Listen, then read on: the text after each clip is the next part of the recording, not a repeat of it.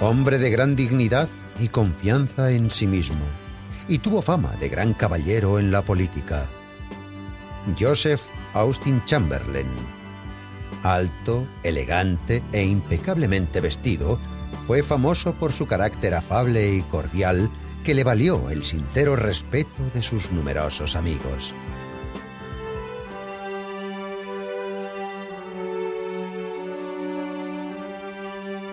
El hombre de Estado británico, Austin Chamberlain, nació en Birmingham.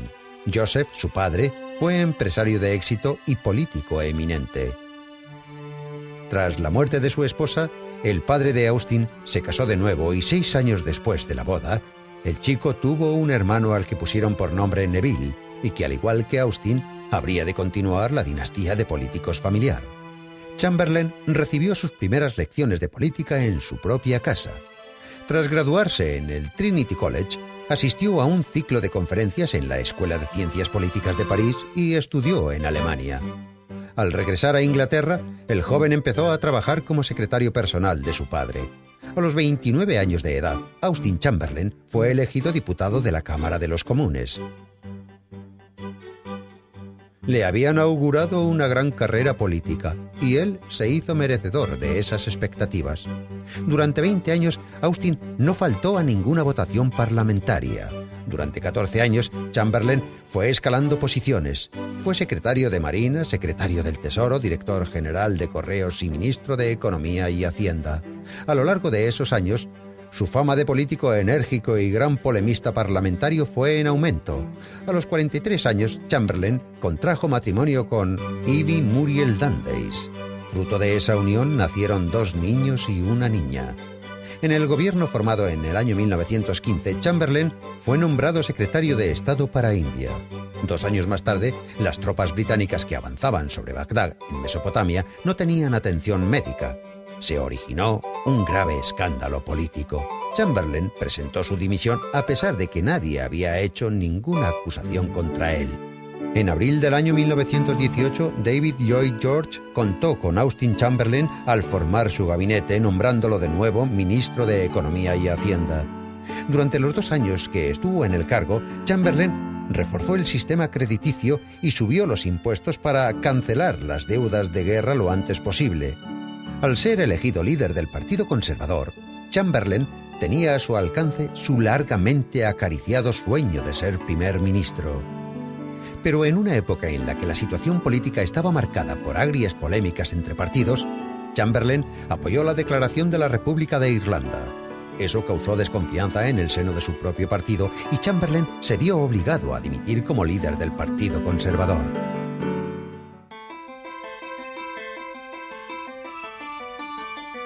Se considera que el momento cumbre de la carrera política de Austin Chamberlain fue su período como ministro de Asuntos Exteriores.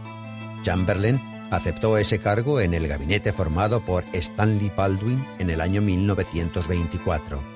De ese modo, Austin Chamberlain, hijo de Joseph Chamberlain, antiguo ministro para las colonias, entró en la política internacional. La situación mundial era bastante tensa.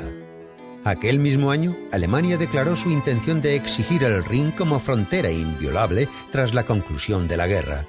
Los ministros de Asuntos Exteriores de Gran Bretaña, Alemania y Francia, así como representantes de Bélgica, Polonia, Italia y Checoslovaquia, mantuvieron largas y arduas negociaciones en Locarno.